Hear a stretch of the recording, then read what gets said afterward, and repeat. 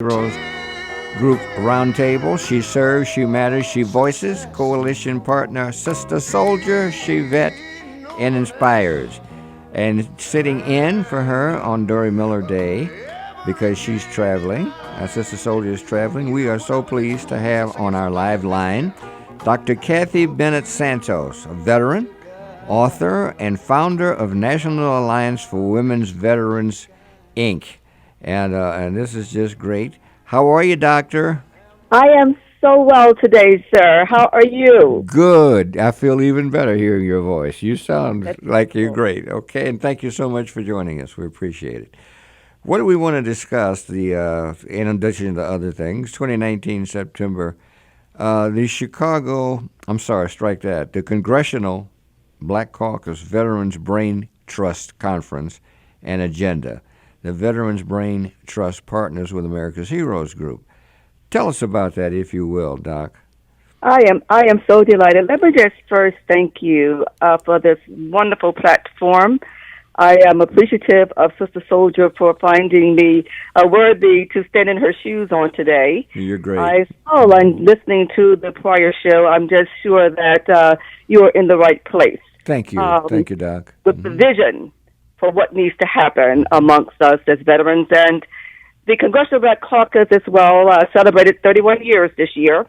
And putting that platform somewhat ahead of, I think, what was expected at that time, which makes the prior gentleman, Gerard, I believe is his name. Yes, Gerard. It makes it so appropriate that we can share today and pass the baton.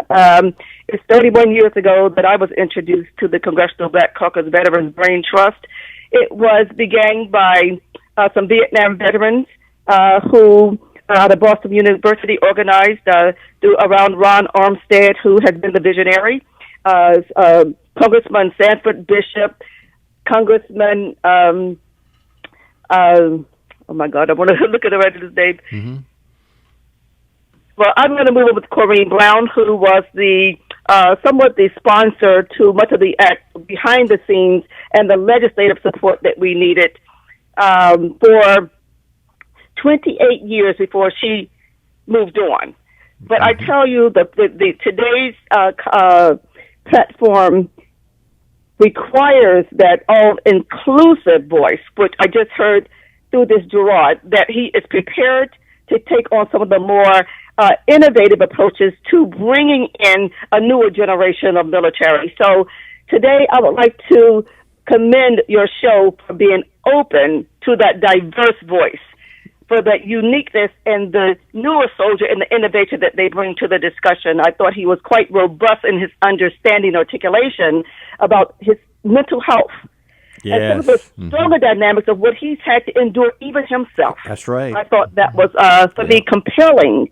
And I would like to expound on that later on in the program on the mental health, because this is Mental Health Awareness Month. Right. And that's Yes, sir. So the Congressional Black Caucus Brain Trust for the past 31 years has provided various platforms introducing legislation, supporting African-American veterans and minority veterans is an all-inclusive platform, which they have been very generous in sharing beyond our ethnic confines, if you will. And I do believe that today we have a more specific focus and need to address African-American veterans. And we're recognizing the two bills that are on the table where they're going to be presenting or to establish a Congressional Medal of Honor for the 6888. This was these women that would fill in for a role that was needed back in World War II. And prior to that, Bill number 2349, I believe that has to do with World War I. So recognizing the connectivity in all the wars and bringing the legislative support and recognizing through a congressional recognition is very, very important. And I would love to see this gentleman next year down here with us in Washington, D.C., where he, too, can be recognized for his great work in Chicago. And please and open that conversation up, and to include as many Chicagoans as possible. Certainly this is a growing conversation through this network, that we can grow the Congressional Black Caucus and include a younger generation that will be holding this legacy that is being established in the past 31 years through Mr. Ron Armstead. This year's platform, we focused on women veterans, and I was grateful to announce that in my prior presence here on the show, and we talked about what the agenda was going to be, but it was all that and some more. There were women veterans who had never attended to see the camaraderie amongst women veterans that were at all socioeconomic levels. They were from all war eras. They were still standing. They were professionals, and they had a different understanding about what their somewhat restricted environment had allowed for them. And I think that what this platform here does on WBON is to give a network of diversity. There are alternatives to veterans care in the traditional form that we know it. And when we talk about mental health, alternative treatment methodologies, and even recognizing some of the environmental issues, I think this young man put it all in one conversation when he talked about coming up at 11 years old and what he experienced with his father. Right. So those environmental conceptualizations, when you include that into your mental health assessment, it must be realistic for us as African Americans. And I do believe that what we're seeing, there may be a systemic approach that is more critical and not a study where we are dealing with that realistic and expected healing that could come from just that approach. So I'm very, very pleased that I heard from Gerard, and I'm hoping that we can have another conversation in the future. I'm sure that. Yeah, yes, sir. Please. I'm just sure that will happen, Doc. What I wanted to ask you about, which you've mentioned, and if were you going to say something else before I? Oh no, sir. I need to pause a minute because I have a lot to say. Yeah, and I love it. Please, just you mentioned two bills. I'm ignorant to 6888. What is that? Okay, sir. So the 6888. I have to pull my notes up here. The 6888 was the focus of a documentary that was shown that had to do with Rosie the Riveters, who were part of this work group that provided a lot of support to our World War II veterans. The two bills, Senate Bill 633 and House Bill 3138, it is legislation that will provide Congressional Medals of Honors for these women. And I think that is commendable for the work that was done by Colonel Edna Cummings, who is being very aggressive in ensuring that those bills stay to the surface and that we keep talking about them. So she has encouraged us to keep talking about those two bills to ensure that they pass. I'm very excited that the recognition for Rosie the Riveter, the documentary that was done by Dr. Gregory Cook of Drexel University was presented during the Congressional Black Caucus. The women veterans who had never experienced such a broad platform of united women veterans. I have testimony. I recorded many interviews that shared such excitement about what their future, how their future was affected, how their present was affected. What they talked about was, I never knew, I never understood. And we must understand that is why we must continue to talk about the history of the veterans community from Civil War, Harriet Tubman. We have so many prolific heroine stories that we must continue to pass that torch. And I think Gerard is representative of why it is so important that he knows that history and what he is connected to. It's a very, very powerful history, and it's one that we must hold on to the roots and legacy for those who continue to carry the torch, particularly through the Congressional Black Caucus.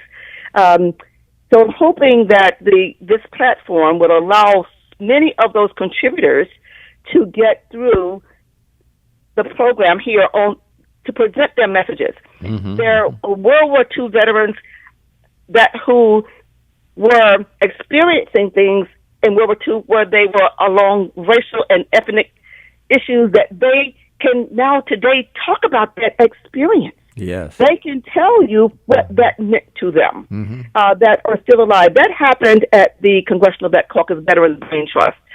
It was just a dynamic that I think we had never experienced it. It was the first time that it had been done. It was somewhat of an inaugural. My first experience with the Congressional Black Caucus in 1992 was one that led me to Congress when I was able to testify before a congressional body about military sexual trauma. In 1992, I presented a testimony before the Congressional Black Caucus Veterans BrainTrust that another African-American sister from Philadelphia, it was recorded in the Library of Congress, that nobody talks about it. And I'm telling you, this is so important that we continue to keep these stories, these experiences in the pipeline so that people will understand. There are so many individuals today that are isolated, and when they come forward, they're with the belief that they're the first one to do that. And it may be important that they identify as the first one, but if you research history, I don't think there's any experience that's shared today that has not been shared in the past. When I went to Congress in 1992, there were women that were there from World War II who were trying to get their stories of sexual assault in that congressional record. And I think it is important for me to recognize that my story was passed to, there was a Iraqi veteran here at this Congressional Black Caucus who, when she gave her presentation, she thought it was important enough that we connect. We spoke on yesterday. And she gives me more credit than I do believe that I deserve because that torch now is in her hand. But I do believe that it is important to Mr. Kelly that what you're doing across so many platforms where there's been a void. Doctor, let me ask you, because, you know, I know your background is just nothing other than fantastic. Yes, sir. You're a veteran. What branch? The United States Army, sir. Right on. Okay. That's what I say. Okay. That's great. You're an author, and, of course, the founder of the National Alliance for Women's Veterans, Inc. That is correct. Which is just great. Tell us about we need to know what you've written. Okay, so the story is a memoir of my experience of sexual assault in the military. The experience is unique because, as far as I know, during that time, I had a Pentagon 15-6 investigation while I served on active duty, and I actually won my case. Actually, and I thought it was okay.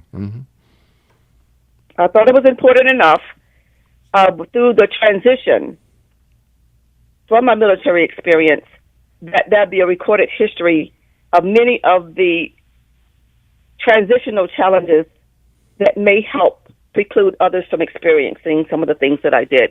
It was probably 25 years that I actually tried to navigate through the system because there was not a real system of support for military sexual assault victims. And we know that Congresswoman Brownlee has just submitted a bill to end sexual assault. Well, we've had several Congresspeople to submit several different bills, but I do believe this one will have a different impact. And I think that's still a serious enough issue in the military that we continue to shed light on that at every opportunity. So the memoir transitions from the experience, active duty, to probably this year when I do talk about some of the legislation that's on the table when the book is going to be released probably for the next month or so. But it is in the final stages because the final release, I thought, needed to have some level of resources that could help the reader know that we're in a different place now. And so I wanted to show that transition and not all that is included in this book. And I'm very excited that I was able to complete that. That's important. And that will be out when, Doc? So I would just say December, just to be safe. You say, okay. That's well, we know we'll be talking to you when that comes out also, Doctor. What else do we need to know? You've done so much. And what do we see is really coming about from your work with the BrainTrust partners, of course, with America's Heroes Group? So we work together, of course, but we need to keep Absolutely. up. I spoke to Mr. Armstead. He is the executive director and visionary for the Congressional Black Caucus BrainTrust. I hope that he will lend his time to be the introductory voice when that show begins on November the 16th. which I believe it is scheduled. I hope that he will have the time to share. He's traveling now, doing a lot of work around the country. He was just in Texas with the Minority Veterans Committee from Washington, D.C., where they held a summit.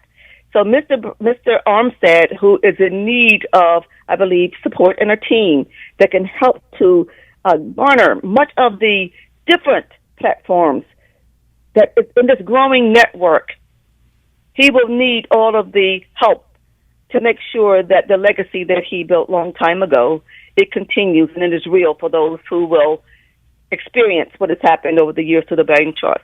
So I'm hoping that the November the 16th launching for the Veterans BrainTrust outreach community, that this will be something that will become the voice of the African American veteran, because there is so much work that is being done through the BrainTrust that it would be helpful to veterans who would listen to see where the resources are through this work. That's great. It certainly is. We will certainly be looking out for that, Doctor.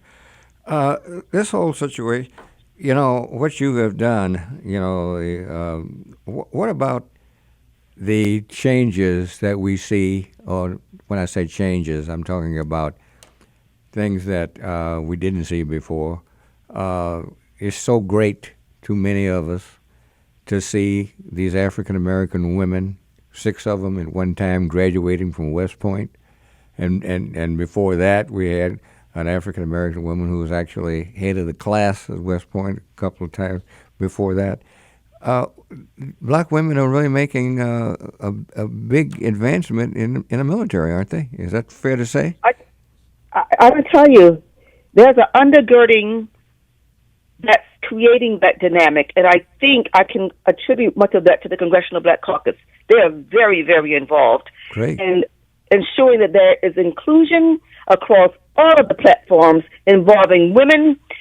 We have a full spectrum of conversations and research now. We are participating across, you name it, we're trying to be there. And I think that my role, and I hope will be helpful, is my research agenda.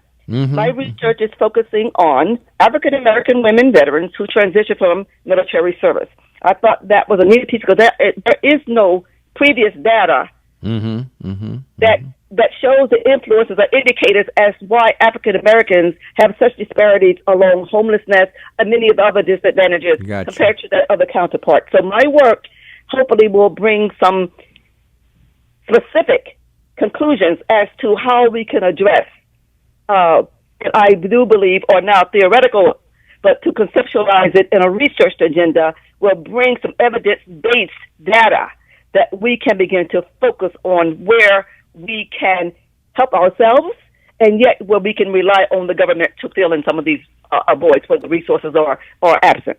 You've got so much going here, Doctor, and we're about out of time. With all the things you're saying and the things that are coming up, how can my listeners contact and find out exactly what's coming up with you and when you'll be doing some things they ought to know about? Absolutely. So I am on Twitter. I'm on Facebook at Philly Vet, PhillYdet. I will be submitting information relative to our discussions on this broadcast through the Congressional Black Caucus Veterans BrainTrust, who has a page also that is updated throughout the day on Facebook. So the Congressional Black Caucus Veterans BrainTrust will be the voice by which I will communicate future information, and we will continue to grow that conversation and submit information that is relative to the veterans community. You are nothing short of fantastic. I want to thank you so much for the time that you've given us and all the great work you're doing. And Dr. Cathy Bennett-Santos, we're going to be talking again soon, and thank you so much for giving us some time today. Give us a close. Sir, I just want to thank you for the opportunity